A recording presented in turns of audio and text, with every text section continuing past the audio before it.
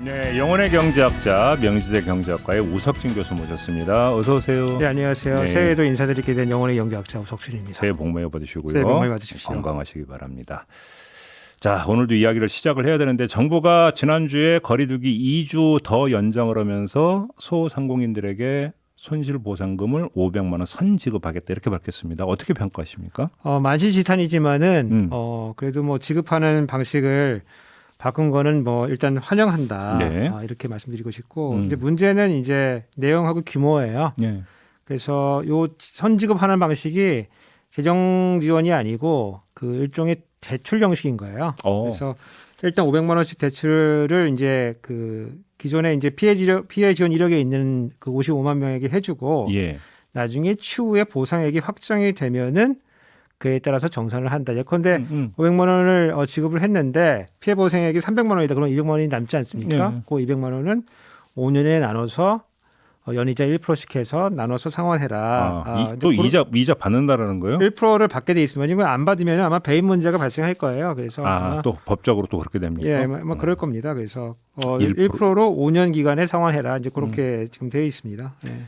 근데 지금 소상공인단체들은 이제 선지급 후정산은 뭐 이제 줄곧 요구형 보니까 좋은데 미국 PPP 방식은 이제 언급을 했었거든요. 미국의 PPP 방식은 어떻게 다른 거예요? 그게 이제 미국의 그 SBA라고 하는 건데 그게 미국 연방 중소기업청이에요. 예. 그래서 PPP라고 하는 거는 약간 영어인데 페이책 프로텍션 프로그램이에요. 그래서 페이책은 이제 종업원 급여고요. 네. 프로텍션은 보호하는 거니까 이네가 이거를 종업원을 해고하지 않고 좀 유지를 해줬으면 좋겠다. 그걸 위해서 예. 대출을 해준 거예요. 매출이 감소한 이제 그 소상공인 업자들한테 대출을 해주고 그 이 대출받은 금액을 급여로 이제 사용했을 경우에는 이제 뭐 융자액의 일부 혹은 상당 부분을 탕감을 해주는 거예요. 오호. 그리고 못 받은 그 탕감이 되지 않은 것은 이제 1%로 2년 동안 상환해라. 그러니까 이제 그 우리 거와 비교를 해보면은 이제 급여로 다 쓰게 되면은 이제 완전 다 탕감을 해주는 거고,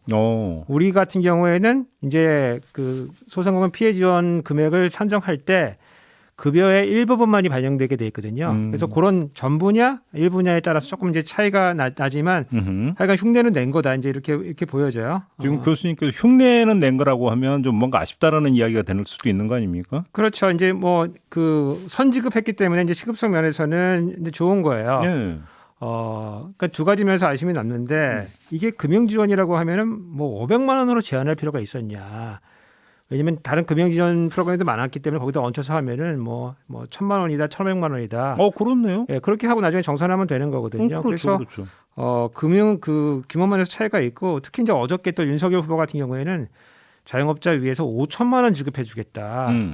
뭐 그렇게 나왔거든요. 그래서 네. 규모 면에서 조금 아쉬운 측면이 있고 두 번째는 이제 요 인건비를 반영해 줄 때 그 PPP 프로그램은 이제 상당 부분을 반영을 해주는데 우리는 매출 감소분을 비율로 재서 그만큼만 반영을 해주거든요. 그래서 좀 그 정산할 때 인건비하고 뭐 고정비라고 들어가는 뭐 임대료 이런 것들을 조금 더 많이 반영할 수 있는 방안이 좀 나오면 좋겠다. 그런 면에서 아마 그 뭐 소상공인 자영업자들이 아마 아쉬움을 표현할 수밖에 없는 이제 그런 지원 방법이라고 보여집니다. 그러니까 지금 말씀하신 대로 나라 곳간 열어서 그러니까 주는 게 아니라 대출인 거잖아요. 간단히 얘기를 하면.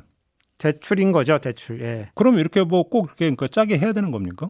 그러니까 저거 좀 아쉬운데 그래도 뭐 안 줄 거 줬다는 의미에서 정부가 조금 좀 많이 우리는 양보하는 셈이다 이렇게 생각을 하고 있는데 규모에서 보면은 좀 아쉬운 것은 사실입니다. 그래요? 이건 재정 투입은 아닌 거고요.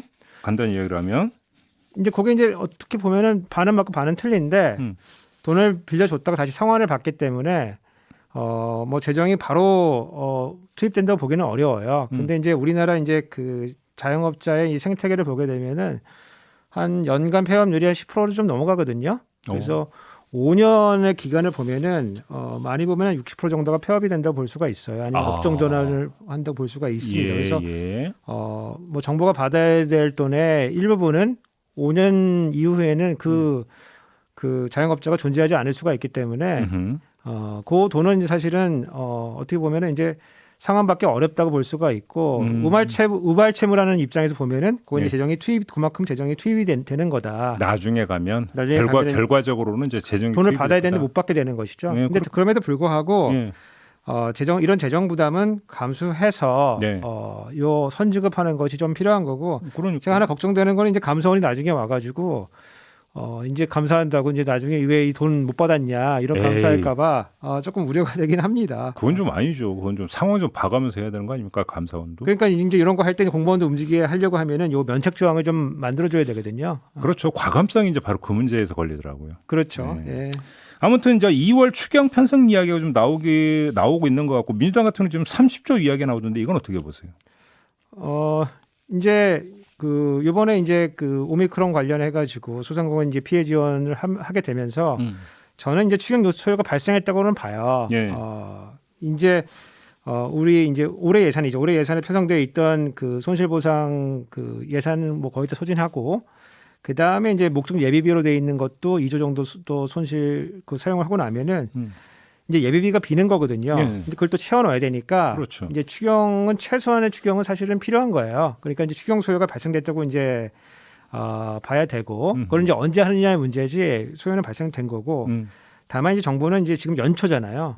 연초에 추경한다는 게 약간 설득력이 좀 떨어져요. 이미 본 예산 이제 시작한 지 며칠 안 됐는데 그렇긴 하죠. 추경부터 하자 그러면은 약간 이제 설득력이 떨어지고 예. 그리고 이제 최근에 발표된 이제 경제정책 운영 방안이라는 게 있어요. 저희 경방이라 부르는데 거기 보면 이제 예산의 67% 정도를 조기 집행하겠다. 그래서 조기에 쓰겠다고 하는 안도 나와 있어요. 그러니까 그런 상황을 고려해 보면은 자발적으로 정부가 우리 추경이 필요하다 이렇게 편성해 주세요. 이렇게 하기는 좀 어려운 상황입니다. 네. 그렇기 때문에 이건 정치적 합의를 통해서 돌파를 해야 된다고 생각이 돼요. 그래서 마침 이제 윤석열 후보 같은 경우도 어저께 이제 50조 정도를 지출 구조조정을 통해서 마련한 다음에 뭐 한 최대 한 5천만 원까지 선대출 해주고 그 다음에 그 중에서 임대료 혹은 공과금으로 사용된 거에 50%는 우리가 탕감해주겠다 이런 안을 발표를 했거든요. 그러면은 이제 소상공인 이제 지원에 대한 이제 지원 내용과 방법은 조금씩 차이가 있지만은 거의 비슷한 안이거든요. 그러면 이제 양당이 합의를 해서 만약에 공통분모가 있다면은 요거를 이렇게 추경을 한번 같이 해보는 게 그리고 합의를 해서 정부에 던져줘서 추경을 추진하는 것이 어떤가 저는 이제 그렇게 생각을 합니다. 예. 애당초 청와대도 여야 합의를 하면 그럼 받겠다라고 이미 밝힌 바가 있잖아요. 그렇죠. 추경 예. 관련해서는 알겠습니다. 자 이제 정책 행보를 좀 짚어봐야 될 텐데 이제 새해 들어서 두 후보 모두 이제 정책 행보를 조금씩 본격화하는 기미를 보이고 있는데 일단 움직임 어떻게 평가하세요? 총평을 좀 해주신다면. 그래서 이제 정책의 시간이 이제 막 오려는 것 같아요. 이제. 예. 왜냐하면 예. 이제 중원으로 이제 치고 들어가야 되기 때문에 그러면 정책이 필요하거든요. 근데 아직까지 오지는 않은 것 같아요. 왜냐하면 각 캠프를 보면은 예. 이게 큰 그림이 나오고 각 세부적인 정책들이 과제가 나와야지 이제 사람들이 기억도 하기도 쉽고 인상도 잘 박히는데 지금 막 산발적으로 이제 후보들이 다니면서 발표를 하고 있어가지고 굵직한 게 없죠. 예 지금 이런 정책이 왜 나오는지 사실은 이해도 하기도 어렵고 기억도 잘 안 나요. 예. 근데 최근에 이제 이재명 후보 측에서 선거 캠페인 구호를 바꿨잖아요. 예. 그래서 제가 딱 눈에 들어오는 게 뭐 앞으로 제대로 나를 위해 이재명 뭐 이런 거였는데 거기 특히 이제 나를 위해가 저는 눈에 딱 들어왔어요.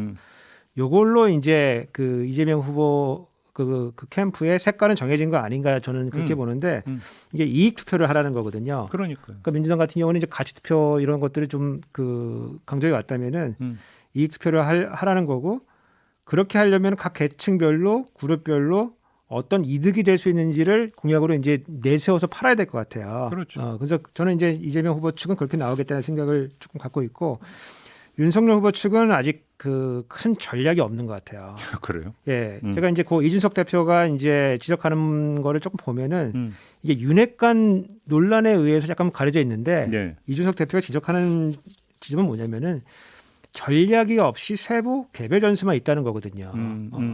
정책도 비슷해요. 예. 그래서 이게 뭐 예전에 뭐 줄푸세다, 뭐 작은 정부다 뭐 이런 컨셉이 일단 나오고 그 컨셉에 맞도록 세부 정책들이 이제 나와야 되는데 네. 지금은 이제 좋은 정책이라고 하는 거를 개별 산발적으로 내놓고 있으니까 이게 서로 일관성 있는 정책인지 사실 좀 알기가 좀 어려운 것 같아요.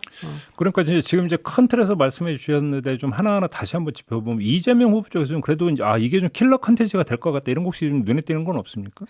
원래는 이제 기본 시리즈가 네. 그 앞줄에 쓰면서 이제 이 캠페인을 주도해 나가야 되는 것 같은데 뭐 최근 이제 몇 줄을 보면은 이제 그런 것들이 좀 약해진 부분들이 있어요. 예. 뭐 국토보유세 같은 경우도 국민들이 원하면은 하지 않겠다. 예. 물론 이제 그건 뭐 네, 설득을 하겠다 이제 이런 의미로 말씀하시기도 했지만은 네. 아무래도 그것들을 앞에 내세우면서 나가지가 않기 때문에 눈에 딱 잡히는 이제 큰 정책이 딱 들어오지는 않는 것 같아요. 그래요. 네.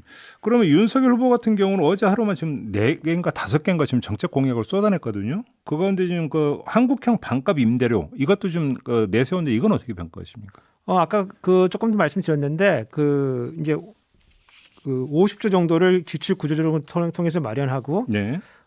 그거를 이제 일부는 이제 보증 수수료로 쓰고 일부는 대출로 써가지고 뭐 그 5천만 원 상한으로 해서 돈을 빌려간 다음에 임대료나 공과금에 사용이 되면은 그거의 50%를 재정 투입을 해가지고 탕감해주겠다, 안 받겠다 이제 뭐 이런 거예요. 이제 사실은 이제 그런 개발 정책도 뭐 굉장히 획기적이고 뭐 좋은 점들이 있는데 그것보다도 요 공약이 발표되는 정도를 이 방식을 보면은 참 딱 들어서 이게 설득력이 있다 이렇게 좀 보기가 좀 어려워요. 요 형식을 좀 보면은 예전에 이제 그 국민의힘에서 문재인 대통령이 뭐 A4지 없으면은 발표 못한다 이렇게 비판을 많이 했었거든요. 예.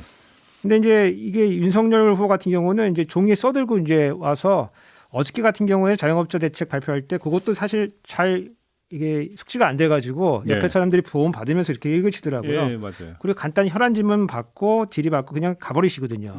그리고 다른 분들이 이제 설명을 추가해서 하시는데 아무래도 이게 대통령 선거다 보니까 대통령 후보가 중심이 돼야 되고 대통령 후보가 입으로 얘기하지 않은 것들은 국민들이 어떤 생각을 갖냐면은 이게 나중에 후보가 약속한 거 아니다.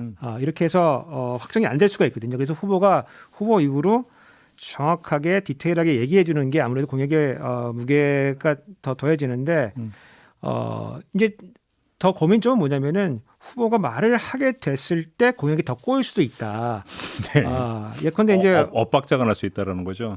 어제 같은 경우에 이제 자영업자 그 공약을 발표하게 되니까 기자분들이 이제 당연히 이제 추경 관련돼서 이제 질문이 왔어요. 이제 민주당도 자영업자 관련된 공약이 있고 그러니까 요거를 진행하면 어떠냐 이런 질문들이 들어갔는데 뭐 그런 거에 대해서 약간 굉장히 돌려서 얘기를 하셨어요. 그러니까 이제 대통령 당선 안 되면은 요 공약 예. 이행 안 할 거냐 이제 이런 추가적인 질문이 들어갔어요. 그러니까 그 우리 윤석열 후보의 답이 공약이라는 게 원래 그렇지 않냐. 예, 맞아요. 근데 그 말씀을 하니까 그러면 이 공약이 진정성이 없는 그냥 율공적 공약 아니냐.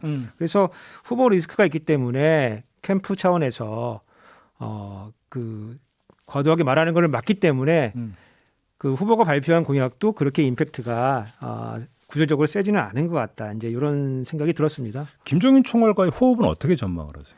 그러니까 어제 뭐 예컨대 뭐 디지털 정부 같은 공약 발표하면서 같이 나오셨어요. 옆에 서가지고 같이 발표했고, 근데 그 김종인 총괄위원장이 이제 메시지고 정책 다 총괄하겠다 내가. 그래서 좀 호흡이 좀 더 맞아가는 이제 그런 중간에 있다고 봐야 되는데 제가 봤을 때 문제는 정책의 큰 방향이 맞아야 되는데 예컨대 뭐 김종인 위원장 같은 경우는 지난주에 어떤 얘기를 했냐면은 공정경제 관련돼서 우리가 좀 정책을 좀 내겠다 이런 얘기를 했어요. 그런데 국민의힘 자체가 이 기업 규제를 하게 되는 공정경제에 대해서 굉장히 부정적인 의정 활동을 해왔거든요. 그럼 나중에 이제 다른 파트에서 딴 목소리 나올 수도 있다. 그러니까 호흡 자체가 구조적으로 안 맞는데 예, 이 정책이 어떻게 한 목소리로 나오게 되느냐. 이게 우리가 경험을 안 해봤던 건 아니고 박근혜 정부 때도 경제민주화 한다 그랬다가 이제 막상 정부가 시작되니까 다 빠져나갔던 경험이 있는 거거든요. 그렇죠, 그래서 좀 지켜봐야 된다. 이렇게 보고 있습니다. 알겠습니다. 자, 오늘은 여기까지 진행을 해야 될 것 같네요. 고맙습니다, 교수님. 감사합니다. 네, 지금까지 우석진 교수와 함께했습니다.